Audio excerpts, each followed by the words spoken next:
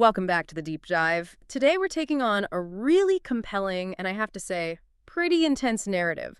We're going to break down some fascinating source material and distill it for you. It is definitely intense. We're focusing on this really dramatic 6-month period in the life of our protagonist, a woman named Julie. It's a story about emotional collapse, yes, but also about a kind of radical self-discovery. And it kicks off in June with this just explosive betrayal and follows her all the way through to this very strange and unorthodox December. It's more than just a story about infidelity, you know? Yeah. It's really tracking a breakdown, a high-stakes, chaotic breakdown. So our mission today isn't just to, recount the plot points. We really want to get under the skin of what's happening. Julie is a highly successful lawyer. Right. And she goes from this very analytical professional to, well, an agent of absolute chaos. So we need to understand the psychology behind that.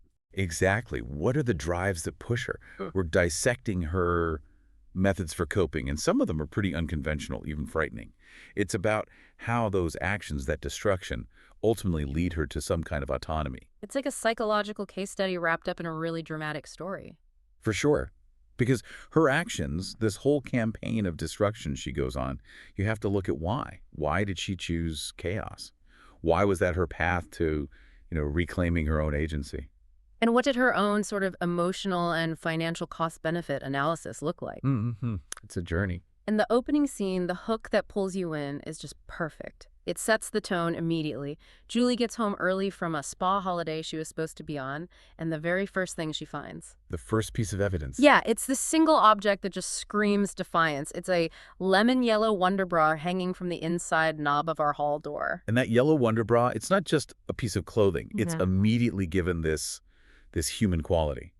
Julie sees it as defiant, as if it's conscious of what it's doing there. She says it's placed as if it's been hung there to ward off evil spirits. Which is such an amazing line. We have to pause on that symbolism. Yellow, the color of caution, maybe happiness turns sour, and it's on the doorknob. It's a threshold. Exactly. The line between their private marital space and the entire outside world. It suggests the affair wasn't just happening, it wasn't hidden, it was a brazen, almost territorial claim. It's a total lack of respect that's just screaming to be noticed, and it's the perfect trigger for what comes next. It transforms everything from a suspicion into this immediate physical reality she has to confront. The rage is instant. Okay, so let's unpack the full anatomy of that discovery. The Wonder Bra is just the start, right? She quickly pieces together the full picture of her husband Ronan's infidelity. Right. She notices the apartment has a strange smell, which she describes in this really vivid way as smelling like a Cantonese bidet. Wow. Yeah. It emphasizes how foreign and, illicit this whole thing feels in her own home. It's not her space anymore. And then she finds more physical evidence, a trail. A whole trail. It's not just a one-off thing. She finds the mistress's other clothes. A fluffy white Angora polo neck jumper, a little night case, a fawn dress, and a smart mustard-colored velvet jacket. So this woman was essentially moved in. She was making herself at home while Julie was away. Completely. Yeah. It suggests a level of comfort, of settled intrusion into their domestic space that is just galling. And the location makes it even worse. It confirms how public the betrayal was. Julie notices some of Ronan's things are missing. His rubber flip-flops and his bathing togs. Right. Which tells her the affair happened right there in their deluxe apartment block, probably down by the communal pool. That detail just elevates the insult to another level. He wasn't just cheating in some secret hotel room. He was integrating this other woman into their social world, basically parading her around in front of their neighbors. The sheer casualness of it, it turns a private betrayal into a very public humiliation. Which is why her initial emotional reaction, that explosive rage, feels so completely justified. It's a response to this deep, deep level of trauma and insult. And her rage immediately goes to a very dark place. She starts having these incredibly violent fantasies.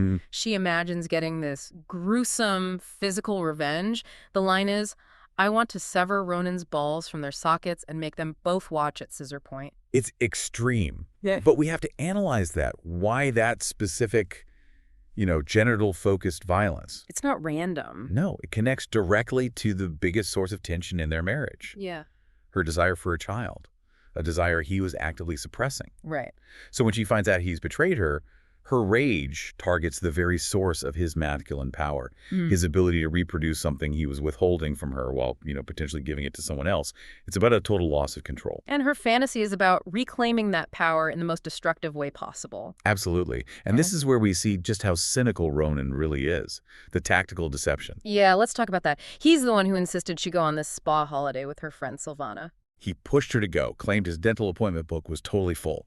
And he says this just ridiculously cold thing to her. Teeth come before love. I mean, can you imagine? That one phrase just perfectly sums up his entire emotional world. He values this mechanical, professional precision of his job over any kind of real human intimacy. But Julie sees something even deeper and more chilling in it. She realizes the whole holiday was a tactical maneuver. It wasn't just about him wanting some free time. It was about him conducting a marital cost-benefit analysis with the other woman. He was trying out his replacement. Exactly. He was testing her suitability. And Julie understands that Ronan believed that baby blues are aggravated by stress overload. So this was his way of pressuring her, of manipulating her to drop the idea of having a child. It's so cold. He engineers this whole situation to test another woman while using Julie's absence to push his own agenda against her. It elevates the affair from just a physical mistake into a conscious, structural attempt to reshape her entire life against her will. That's the real psychological wound. And then comes the final confirmation. It plays out like a scene from a movie. It really does. She's on their balcony. She calls his mobile phone. And she hears it. She hears the ring coming from the pool area just below her. And she watches him silence it, shove it into his bag. He was literally sunbathing with his mistress just a few meters away. And that sound, that ringing phone, is the moment it all hardens from emotional suspicion into strategic reality. For Julie, this connects instantly to what she calls the haunted ghost of my past. Her father. Her father's evasion, his lies about his own mistress, which she says shackled me in a cage for years. So this isn't just about Ronan anymore. She's reliving a generational trauma. Yes. And she realizes she has to break that cycle of deceit from the men in her life. The stakes just became existential for her. That moment is the shift. It's when she moves from pure shock into pure strategy. And this is a good time to get into the characters because the conflict that follows is defined by the very specific psychological makeup of everyone involved. The whole constellation, yes. Starting with Julie. Her job is critical here. She's a personal injuries lawyer. So her whole career is built on analyzing damage, assessing who is liable, and then demanding compensation. And she immediately applies that sharp, merciless analysis to her own marriage. She doesn't waste a second on self-pity. No, she diagnoses it like a case. She says Ronan even tried her out in my bed. If she turned out good, he'd dump me. Her legal mind just takes over. Her emotional response is channeled into this focused tactical operation. Mm-hmm. The goal is maximum damage to the defendant, who is now Ronan. But underneath that lawyer persona is this profound wound, right? The generational trauma from her father. It provided the template for what she expects from men. So Ronan's betrayal isn't just a shock, it's a confirmation of her deepest fears. That's why her reaction is so violent and so overwhelming. She's fighting years of pain, not just one cheating husband. And at the very center of it all is that missing piece. Her deep, scouring ache for a child, which Ronan is actively trying to suppress. That desire for creation, for life, is what Yeah. makes his deception so cruel. And it sets up this powerful tension. She needs to destroy the man who is denying her life in order to create a new one for herself. Okay, now let's turn to Ronan, the husband, the dentist. The dentist who sees himself as so much more. He's an intellectual snob, an aesthetic snob, studied aesthetics at the Sorbonne. Right, and he prides himself on dealing with any annoyance through the cool channel of his so-called intellect. That coldness is the core of the problem. It's the source of his emotional failure. Julie notes his sheer inability to communicate in a way that women prefer. And it poisons everything, even their intimate life, which is apparently over in 2 minutes. He'd rather read Aristotle's Poetics than have a real conversation. Let's talk about Poetics for a second. Why is that the perfect book for him? It's the ultimate symbolic detail, isn't it? Aristotle's Poetics is all about structure, form, order. It's about how a perfect tragedy should be constructed. Ronan values that rigid structure and aesthetic purity over the messy, chaotic reality of human emotion. He wants his life to be a well-made play. Exactly. And Julie's raw emotion, her desire for a child, that's all incompatible with his sterile ordered world. So the chaos she's about to unleash is a direct revolt against everything he values. Then there's Nicole, the mistress. Initially, Julie tries to just dismiss her. She calls her a glorified coffee grinder who works in travel. But she can't quite dismiss her because Nicole has these cultural interests. She plays piano, she paints. She's a cultivated threat that makes Julie nervous. And she's described as shy, feminine, cute, the complete psychological and physical opposite of the sharp, aggressive Julie. But it's her philosophy that makes her the perfect symbolic adversary. Yes, her devotion to Feng Shui, the Chinese art of creating harmony and balance by arranging your space, harnessing qi or life energy, Her entire goal is peace and harmony. which provides this stark, almost cosmic contrast to Julie's immediate need for violent disruption and chaos. Julie's whole campaign of revenge becomes a systematic assault on Nicole's desire for harmony. And finally, we have Silvana, the confidant. She's the emotional anchor in all of this. The crucial voice of validation. The source material describes her as blunt as a Celtic gravestone, stylish, rich, and just pathologically incapable of taking any nonsense from men. Silvana's ruthless attitude is exactly what Julie needs during this collapse. She doesn't try to soothe Julie, she validates the rage. She wants to drown Ronan in a septic tank. That's her advice. It's about maximum degradation. Silvana's constant support is probably what grounds Julie and keeps her from going over the edge completely. She provides the moral or maybe amoral scaffolding for the revenge. So, with that whole complex network in place, the arc of retribution begins. And Julie's campaign is strategic. She weaponizes possessions to attack Ronan's ego where it will hurt the most. And the first, most symbolic target is the Porsche. It's his pride and joy, a symbol of his status and wealth from his dental practice. But Julie had already undermined it even before the affair, hadn't she? She had. She used her financial leverage to make him contribute to it, and crucially to change the color to pale yellow. The exact same color as the Wonder Bra. Exactly. So the car is already associated with infidelity and a kind of emasculation in her mind. And her method of destruction is fascinating. She doesn't just take a baseball bat to it. No, it's more sophisticated. She uses a crystal glass wine decanter to trash the car. She's using an object of their shared, affluent domestic life to shatter his most prized external possession. And the result for her? Pure catharsis. She says the act is seriously good for my health. This is her, the lawyer, taking radical physical control of a situation where she felt completely powerless. It's a huge psychological release. And it just sets the stage for what's to come. But then she escalates. Using an ice pick to smash through a stained glass door panel, that feels different. That's not just catharsis, that's premeditated. Oh, absolutely. The source material frames it as a strategic necessity from her point of view. She takes the ice pick from her picnic hamper, which suggests it was part of her equipment for the day. She came prepared. She drives to Cherbury Court, Nicole's home, and uses that pick to smash the stained glass panel, which depicted a sailing boat. A symbolic strike against Nicole's job and travel, maybe her ability to escape. That's a great reading of it. And the attack inside is just as precise. She ransacks the sitting room, smashes the TV, hacks at a painting, and decapitates rhododendrons. She's attacking Nicole's personal environment, her aesthetic, her harmony. But what she chooses to steal is the most significant part. It is. She takes two things: Nicole's Feng Shui book, which is a direct assault on her belief system, and a baby magazine. Ah. Julie's already suspicious of a pregnancy. By taking that magazine, she's attacking Nicole's hopes for a future with Ronan, the very future he denied Julie. It is revenge delivered with surgical precision. She even justifies it to Silvana, who is shocked about the ice pick. She just dismisses her shock. She says, how else was I supposed to get into her house after I practically caught her in the middle of shagging my husband? For Julie, the means are absolutely justified by the crime. Which leads to this fascinating moment with Nicole, this moment of radical denial. When Julie visits her later, using an alias, the house is completely restored. In 2 days. Nicole calls it a marathon cosmetics job. And she blames the damage on generic intruders. Right. She's desperate to restore her sacred space, her harmony. She tells Julie that the only things stolen were a manual about babies and the small Feng Shui book. Which just highlights her own psychological focus. She can only process the physical damage if she believes the symbolic damage, the loss of hope and harmony, was the real target. It actually confirms how accurate Julie's attack was. And the campaign culminates with an attack on Ronan's professional ego, on Nicole's painting, Chi. Yes, the colorful goldfish painting that Ronan had proudly hung in his dental surgery office. For Julie, this painting is Ronan's passport into the art world, a symbol of his pretensions. So she goes after it. Meticulously, she takes the painting into the office kitchen, and this is where her revenge becomes a kind of performance art. The cheese on toast. The cheese on toast? She makes herself a comfortable, casual snack, and then she systematically burns the painting cheese under the kitchen grill.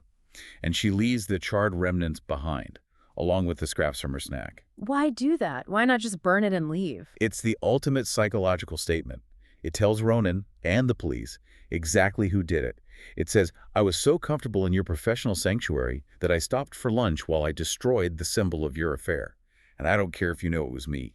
It's the ultimate mic drop. And as if all that wasn't enough, the chaos gets a new, completely disruptive element when Julie's mother, Gertrude, moves in. And Julie is very open about this. She says it's primarily to torment Ronan. Gertrude is a brilliant agent of chaos. She immediately has a baby grand piano installed in their lounge. It's a massive physical invasion. For Ronan, who loves order and quiet intellectual space, this is a nightmare.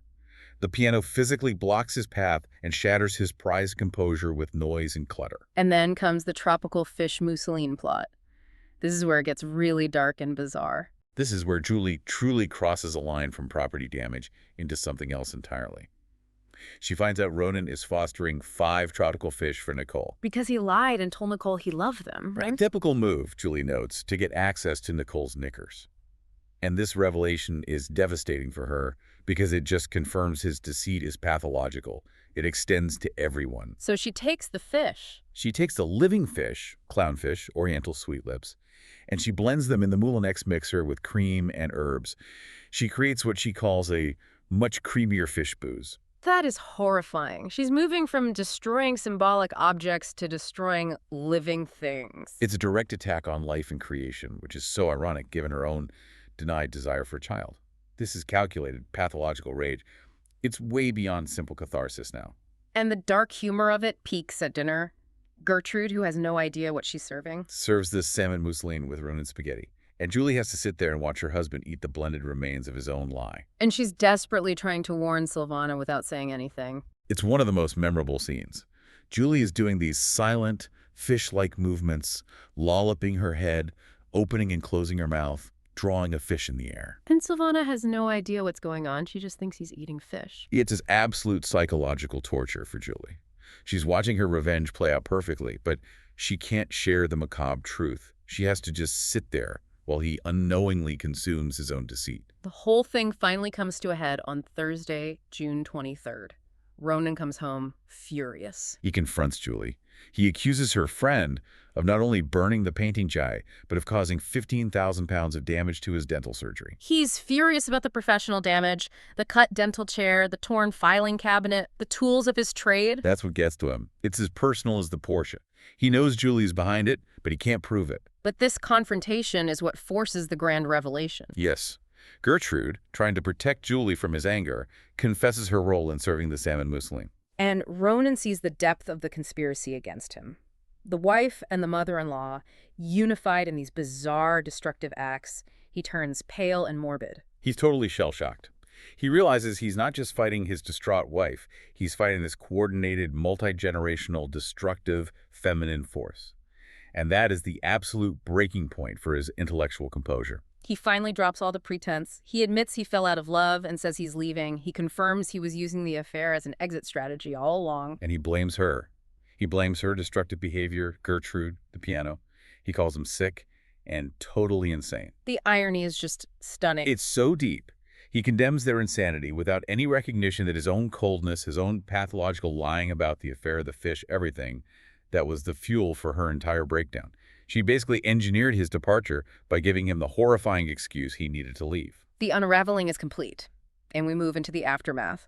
Julie and Silvana actually pursue Ronan and Nicole to Paris. Julie is expecting a final, fierce confrontation, but the story delivers a massive twist right there at the zoo aquarium. Nicole reveals she's pregnant with Ronan's baby, due in mid-November. And that news is just a devastating blow. It completely short-circuits Julie's plan for a confrontation. It just causes her to burst into tears. It's not just shock, is it? It's grief. Grief for the life he so aggressively denied her. He systematically undermined her desire for motherhood, only to give that exact thing to this other woman. The final showdown happens at the Café de Flore, and Ronan is still trying to maintain that cool intellectual superiority. He just dismisses her pain. But Julie has found a new kind of composure, a cold composure. She doesn't need chaos anymore. No, she uses her professional precision to take back total control. She calmly ends the marriage by serving him with a formal divorce petition right there at the cafe table. She turns the emotional drama into a legal transaction. And that's her real psychological victory. She uses the very structures of the world he doesn't understand, the legal world, to secure her independence. She sells the apartment, buys a penthouse. And she sells the Porsche. She makes sure his material loss is absolute. But the story takes its most radical turn months later, in December. Julie's in her new apartment, feeling lonely, and Nicole shows up. A new mother. She has the baby, Debbie. Yeah. And she delivers this crushing confession to Julie. Ronan never really loved her, and devastatingly that he still loves Julie. And that is the moment everything flips. Nicole's confession that she was just a placeholder, a temporary novelty for Ronan, it just neutralizes all of Julie's hatred. Her anger just evaporates. It turns into pity for Nicole and for the baby. She realizes they were both victimized by this emotionally empty man. And the baby, Debbie, the child Julie longed for, becomes the catalyst for healing. Julie invites Nicole and Debbie to move into her penthouse with her. She offers them sanctuary. It is an act of such radical, complex female solidarity. It completely rejects the traditional roles of scorned wife and hated mistress. And the justification she uses is so beautifully ironic. She completely adopts the belief system she spent months violently attacking. She says Nicole can provide Feng Shui consultations to help redecorate the penthouse. She even gives Nicole a jasmine plant, and she calls it the plant of friendship. So she's completed her arc. She moved from chaos and destruction to embracing Nicole's philosophy of harmony and connection. She has. She realizes the heart connection, family, is more important than revenge or the sterile logic Ronan lived by. The generational trauma is broken not by finding a perfect man, but by creating this imperfect, resilient, loving family of women. And the final act that cements this bizarre new family unit is pure, calculated financial revenge. The cherry on top. Julie books this exorbitant fortnight holiday for the four of them, herself, Sylvana, Nicole, and the baby in New Orleans. And she charges the entire £5,500 bill to Ronan's MasterCard. It's a collective, defiant move forward, financed entirely by the man who betrayed them. His money is now supporting the child of his affair and the wife he abandoned, all living together in harmony. What a profound and chaotic journey. Julie moved through this path of extreme destruction, trashing cars, blending fish, to achieve a truly radical independence. Yeah. Her final choice wasn't to mourn her failed marriage, but to build this new future defined by complex female solidarity and, of all things, the healing power of Feng Shui. It's incredible. If you look back at Ronan's preferred reading, Aristotle's Poetics, he valued structure and order above all else. And Julie's journey proves that his cold, intellectual world was completely empty.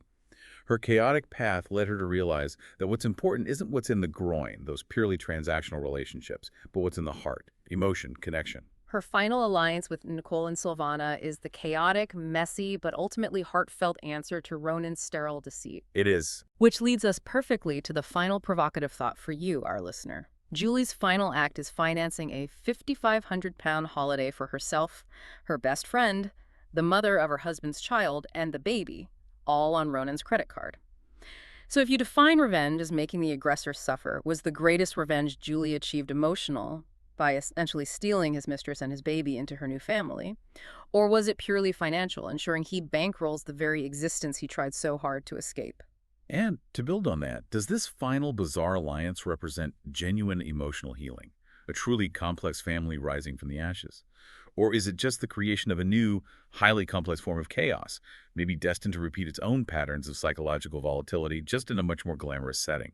It really leaves you wondering if true recovery can bloom from such absolute intentional wreckage.